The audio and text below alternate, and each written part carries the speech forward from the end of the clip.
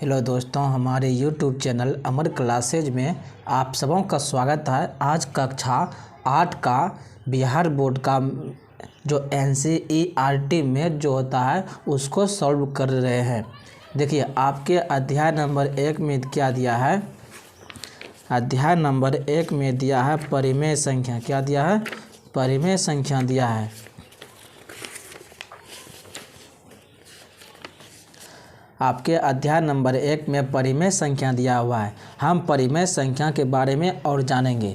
देखिए दोस्तों, सबसे पहले आप सबों को पता है प्राकृतिक संख्या किसको कहते हैं। प्राकृतिक संख्या किसको बोलेंगे? गिनती की संख्या को प्राकृत संख्या कहते हैं। किसे बोलेंगे? प्राकृत संख्या। गिनती की संख्या को प्राकृत संख्या कहते हैं। जैसे 1 2 3 4 5 6 से लेके कहाँ तक जाएगा? अनंत तक। तो देखिए, किसी भी संख्या को यदि हम काउंट करेंगे तो उसी को हम क्या बोलेंगे? प्राकृतिक संख्या बोलेंगे। क्या बोलेंगे?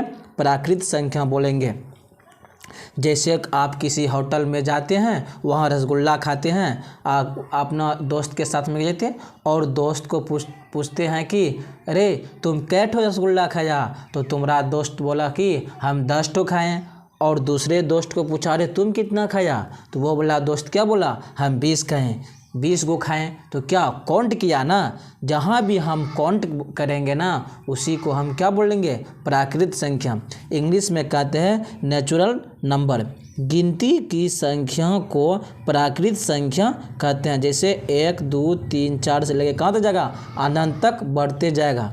इसके बाद आता है पूर्ण संख्या। इसके बाद क्या आता है? पूर्ण संख्या, जिसको कहते हैं होल नंबर।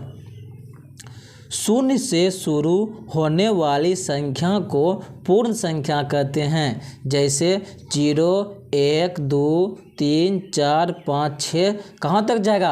अनंत तक जाएगा। ये देखिए, ये किसका चिन्ह है? अनंत का चिन्ह है। तो पूर्ण संख्या कहाँ से स्टार्ट होता है? 0 से स्टार्ट होता है। कहाँ से स्टार्ट होता है? 0 से स्टार्ट होता है। यदि हम प्राकृत संख्या में ही 0 को यदि हम शुरू में लगा देंगे तो वो मेरा कौन संख्या बन जाता है? पूर्ण संख्या बन जाता है।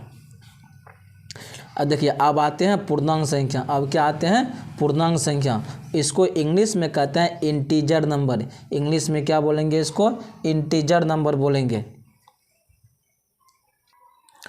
पूर्णांक संख्या इंग्लिश में क्या बोलेंगे? Integer number.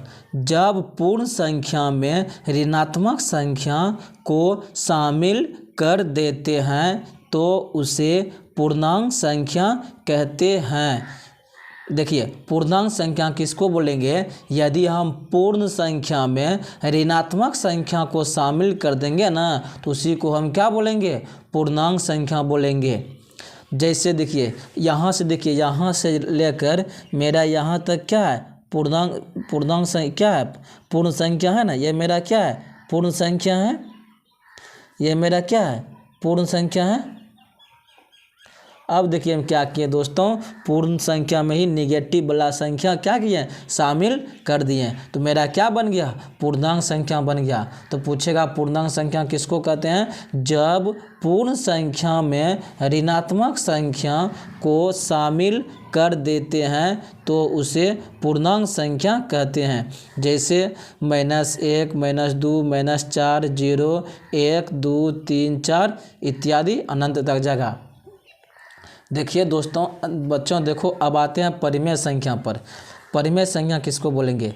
ऐसी संख्या जो P/Q के रूप में व्यक्त की जा सके परिमेय संख्या कहलाती है। जहाँ P और Q पूर्णांक संख्या है तथा Q बराबर नॉट इक्वल टू 0, यानी Q का मान 0 नहीं होना चाहिए।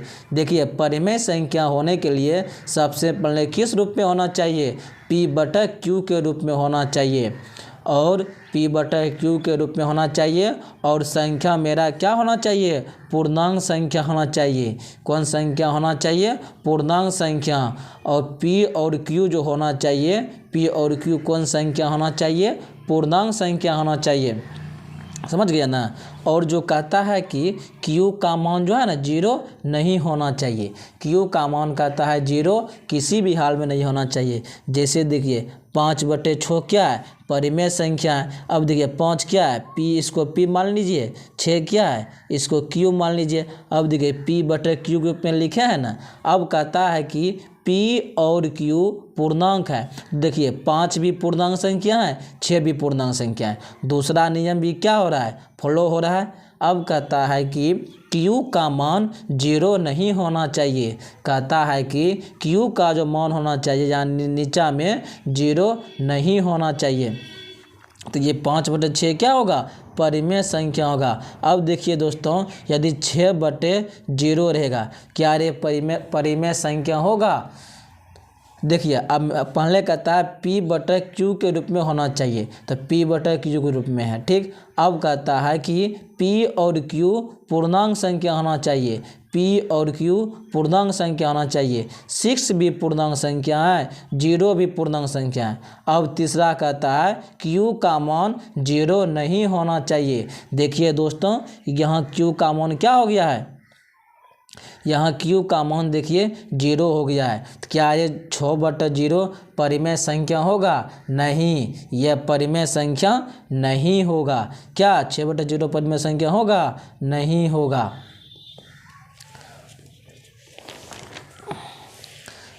देखिए यहाँ परिमेय संख्या जैसे लिख दिए हैं, 0 परिमेय संख्या होगा। हाँ, फिर देखिए दोस्तों 0/1 ये क्या होगा, मेरा परिमेय संख्या होगा। कहा है कि ये मेरा P हो गया, ये Q हो गया, और Q का मान 0 भी नहीं है। -5, 3/5, -7/12, 8/10। देखिए यहाँ लिख भी दिए हैं कि 1/0, 5/0 परिमेय संख्या नहीं है, इसे परिभाषित नहीं किया जा सकता है। अब देखिए दोस्तों, आप सबों के बुक में गुणधर्म दिया हुआ है, 3 ठो गुणधर्म दिया है। एक संवरक दिया हुआ है, और कौन दिया हुआ है, और देखिए दोस्तों क्रम विनिमेयता दिया हुआ है, और दिया हुआ है सहचर नियम। तीनों नियम हम आप सबों को बता रहे हैं। देखिए पहला नियम है संवरक नियम, इसको इंग्लिश में बोलेंगे क्लोजर लॉ। पहला नियम आपके बुक में दिया हुआ है संवरक नियम, इसको इंग्लिश में बोलेंगे क्लोजर लॉ। अब देखिए दोस्तों, संवरक नियम में क्या होता है, देखिए जोड़ के लिए A+B = C। जब हम A+B को जोड़ेंगे तो C नया संख्या बन के आएगा। लेकिन दोस्तों यहाँ A और B मेरा कौन संख्या होना चाहिए, A भी पूर्णांक संख्या होना चाहिए और B भी पूर्णांक संख्या आना चाहिए। यदि इन दोनों को हम जोड़ेंगे, मेरा जो आएगा एक C, E भी मेरा क्या होना चाहिए, पूर्णांक संख्या होना चाहिए। यदि हम यहाँ पूर्णांक संख्या यदि मेरा नहीं आएगा तो जोड़ का नियम में क्या होगा, पालन नहीं होगा। अब जैसे देखिए दोस्तों 6 + 8 कितना होता है, 8 × 6 = 14, कितना होता है 14। और देखिए 6 भी देखिए दोस्तों पूर्णांक संख्या है, और 8 भी पूर्णांक संख्या है। जब इन दोनों को जोड़ो तो हमको क्या प्राप्त हुआ, पूर्णांक संख्या प्राप्त हुआ। क्या प्राप्त हुआ, पूर्णांक संख्या प्राप्त हुआ। इसका मतलब है संवरक नियम जोड़ के लिए नियम पालन करती है। और देखिए दोस्तों अगला एग्जाम्पल लेते हैं, 8 + 10। 8 भी मेरा पूर्णांक संख्या है और 10 भी पूर्णांक संख्या है। इन दोनों को जोड़ेंगे तो कितना आएगा, 18। 18 भी मेरा कौन संख्या है, पूर्णांक संख्या है। तो क्या बोलेंगे हम, संवरक नियम जोड़ के नियम का पालन करती है। आप देखते हैं दोस्तों घटाव के लिए, किसके लिए देखते हैं, घटाव के लिए A - B = C। आप सबको पता है A भी पूर्णांक संख्या है, B भी पूर्णांक संख्या है। जो हम घटा के जो मेरा जितना आएगा वो भी मेरा कौन संख्या होना चाहिए, पूर्ण संख्या होना चाहिए। 8 - 2 बराबर कितना होगा, 8 में से 2 गया 6 हो गया। और देखिए 6 मेरा कौन संख्या आ गया, पूर्णांक संख्या आ गया। कौन संख्या आ गया, पूर्णांक संख्या आ गया। तो हम क्या बोलेंगे कि घटाव के लिए भी संवरक नियम लागू होता है। अब आइए दोस्तों देखते हैं गुणा के लिए। A भी मेरा पूर्णांक संख्या है, B भी पूर्णांक संख्या है, = C। तो A गुना जब ए और बी को जब गुना करेंगे तो मेरा क्या आना चाहिए, पूर्णांक संख्या ही आना चाहिए। देखिए दोस्तों, यदि हम 8 गुना 6 करते हैं, 8 गुना 6 करते हैं तो क्या आता है, 48 आता है। क्या आता है, 48। देखिए दोस्तों, 8 गुना 6 कितना हो गया, 48। 8 भी मेरा पूर्णांक संख्या है, 6 भी पूर्णांक संख्या है, और हम जो गुना करके जो क्या आया 48, 48 भी मेरा क्या है, पूर्णांक संख्या है। देखिए दोस्तों, आप सब वीडियो को शुरू से अंत तक देखिएगा, समझ गए ना। पहले हम आप सबों का बेसिक बता रहे हैं, जो सब वहाँ हिसाब में उपयोग होगा। अब देखिए दोस्तों, संबरक नियम कहता है भाग के लिए a भागा b, a भी पूर्णांक संख्या है और b भी पूर्णांक संख्या है। यदि बराबर c भी मेरा पूर्णांक संख्या आएगा तो हम क्या बोलेंगे, भाग का नियम में भी पालन करता है। देखिए दोस्तों, 6 भागा 8 बराबर 6 भागा में है तो क्या चेंज हो जाता है गुना में, 1/8 कितना आ गया, 6/8। अब बताइए दोस्तों, ये 6/8 है मेरा पूर्णांक संख्या है, नहीं। 6/8 मेरा कौन संख्या है, परिमेय संख्या है। तो क्या इसमें भाग के लिए लागू होगा, नहीं, भाग के लिए लागू नहीं होगा। संबरक गुण हम लिखेंगे, संबरक गुण भाग के लिए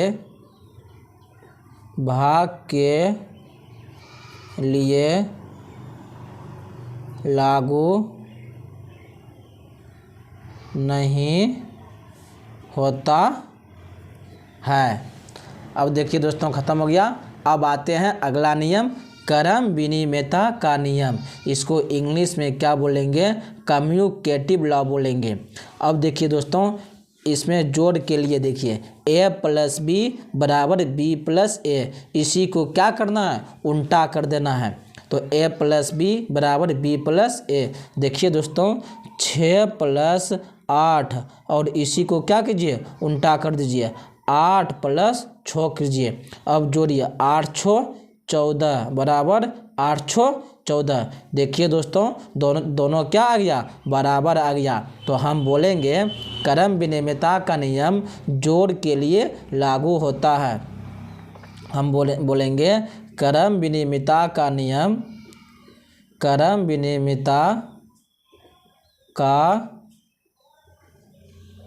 नियम जोड़ के लिए लागू होता है, जोड़ के लिए।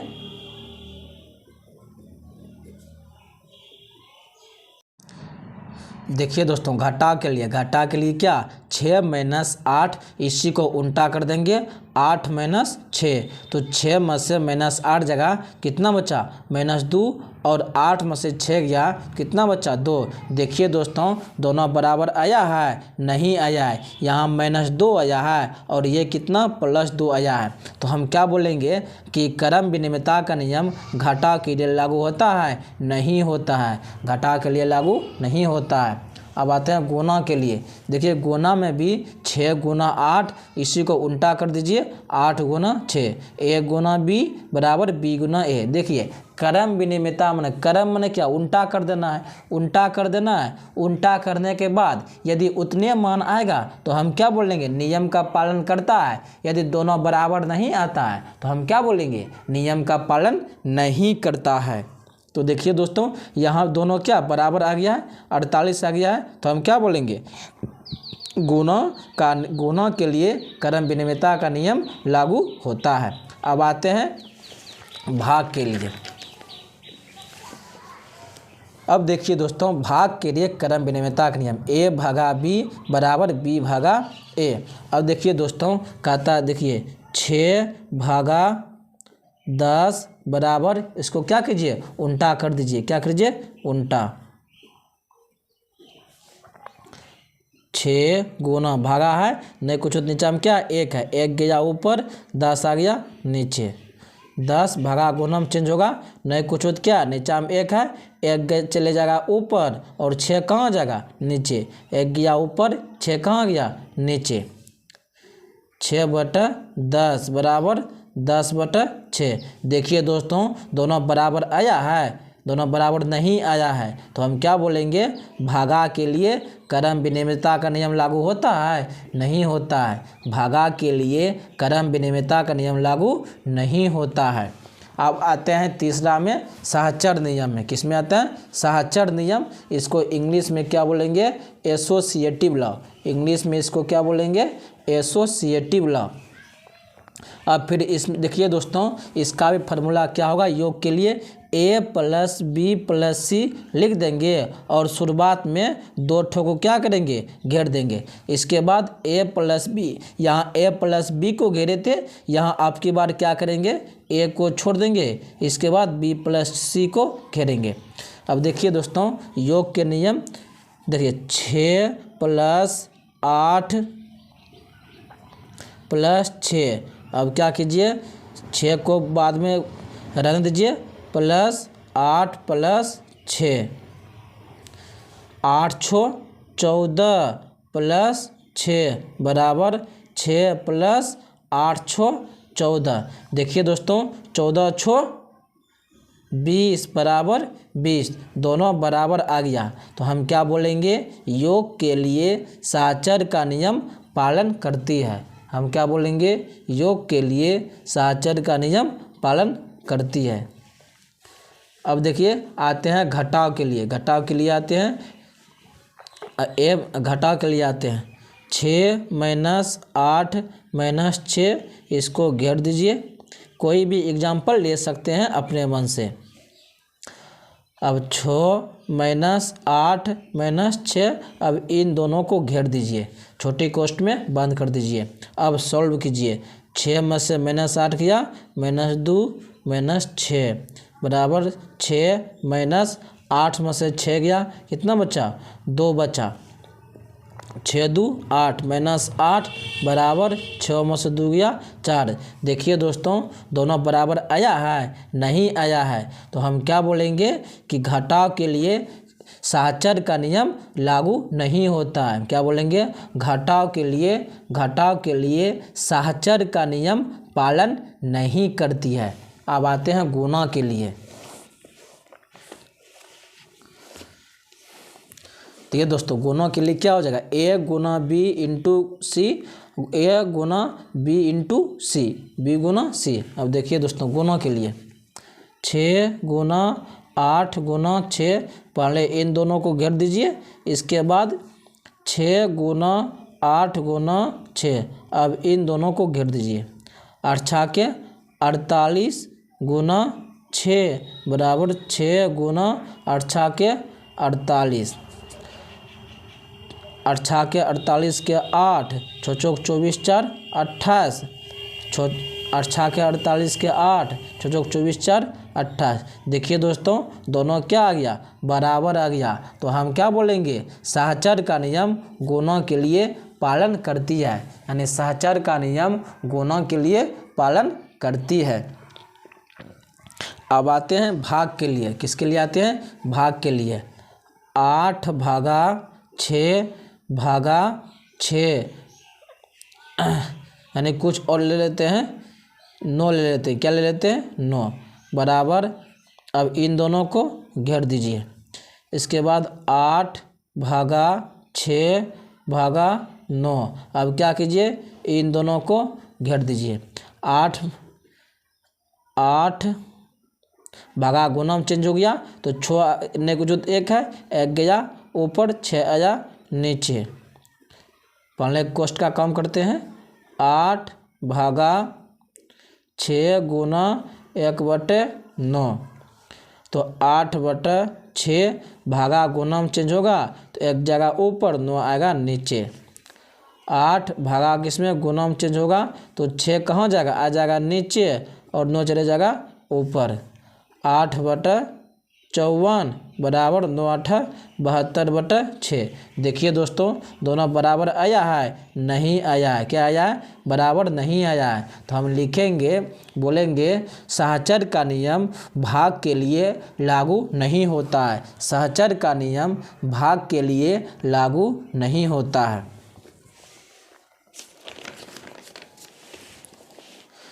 देखिए दोस्तों, अब कहता है योज तत्समक। क्या आता है, योज तत्समक। इसको इंग्लिश में बोलेंगे एडिटिव आइडेंटिटी। इंग्लिश में क्या बोलेंगे, एडिटिव आइडेंटिटी।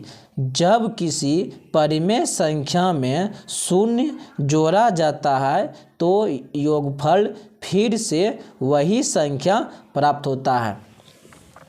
इस प्रकार सभी संख्याओं के योग के लिए शून्य एक योज तत्समक है। कहता है दोस्तों, किसी भी परिमेय संख्या में यदि हम 0 को जोड़ते हैं तो फिर से वही संख्या प्राप्त होता है, तो उसको हम क्या बोलेंगे, योज तत्समक। अब देखिए दोस्तों, एग्जाम्पल में देखिए 5/6 में यदि हम 0 जोड़ेंगे तो हमको क्या प्राप्त होगा, 5/6 प्राप्त होगा। क्या होगा, 5/6। 8/9 में यदि हम 0 जोड़ेंगे तो क्या प्राप्त होगा, 8/9। यदि हम किसी भी परिमेय संख्या में 0 को जोड़ते हैं तो हमें वही संख्या प्राप्त होता है, तो हम उस क्या बोलेंगे, योज तत्समक बोलेंगे। कि जब किसी परिमेय संख्या में शून्य जोड़ा जाता है तो योगफल फिर से वही संख्या प्राप्त होता है। अब आते हैं दोस्तों अगला।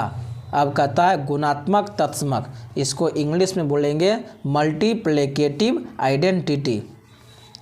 जब किसी संख्या में 1 से गुणा किया जाता है तो गुणनफल फिर से वही संख्या प्राप्त होता है। देखिए दोस्तों, जब हम किसी भी संख्या में जो है ना 1 से गुणा करते हैं तो हमको फिर से वही संख्या प्राप्त होता है।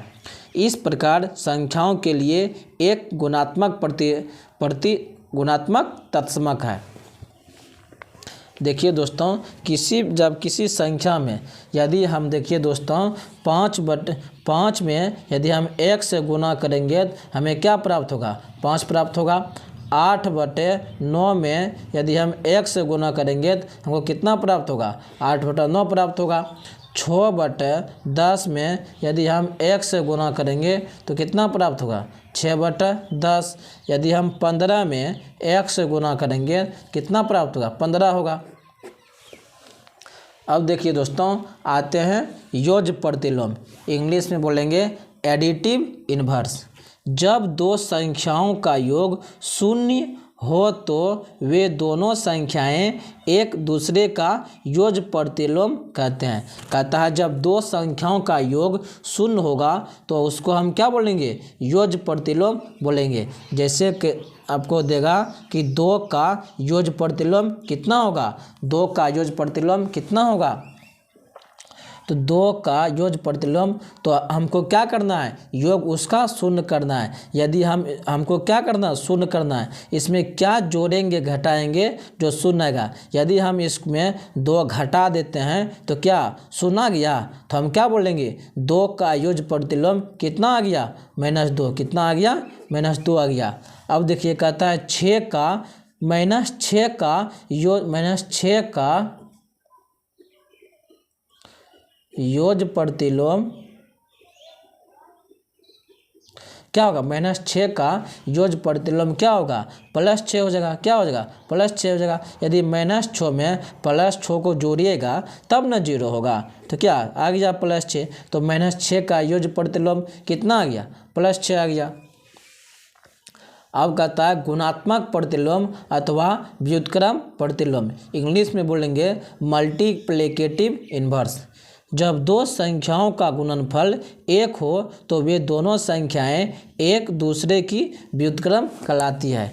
देखिए दोस्तों 5/6, इसमें क्या ऐसा चीज़ से गुना करेंगे कि 1 आएगा। इसमें 5/6 में क्या ऐसा चीज़ से गुना करेंगे 1 आएगा। यदि हम इसी को उल्टा करके गुना कर देते हैं तो 1 आ जाएगा। इसी को उल्टा करके गुना कर दीजिए, 6/5, 5 कैंसिल, 5 6 कैंसिल, 5 कैंसिल, आ गया 1 बराबर 1। तो मेरा क्या हो गया, 5/6 का गुणात्मक प्रतिलोम कितना हो गया, 6/5 हो गया।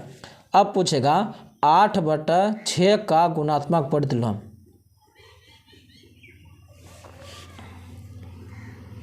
तो क्या कीजिएगा, इसी को उल्टा कर दीजिएगा, 6/8 हो गया आंसर। देखिए दोस्तों, एक नियम और बच गया है, वितरण नियम या बंटन नियम। इसको इंग्लिश में कहते हैं डिस्ट्रीब्यूटिव लॉ।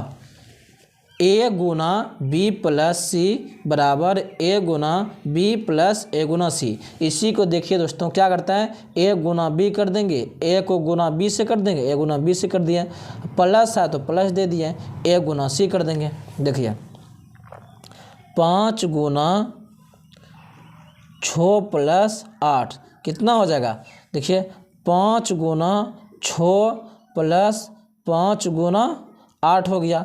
देखिए कितना हो गया, 6 पंच 30 प्लस 8 पंच 40, कितना आ गया, 70 आ गया। यही क्या होता है, वितरण नियम। अब आते हैं क्वेश्चन नंबर पे।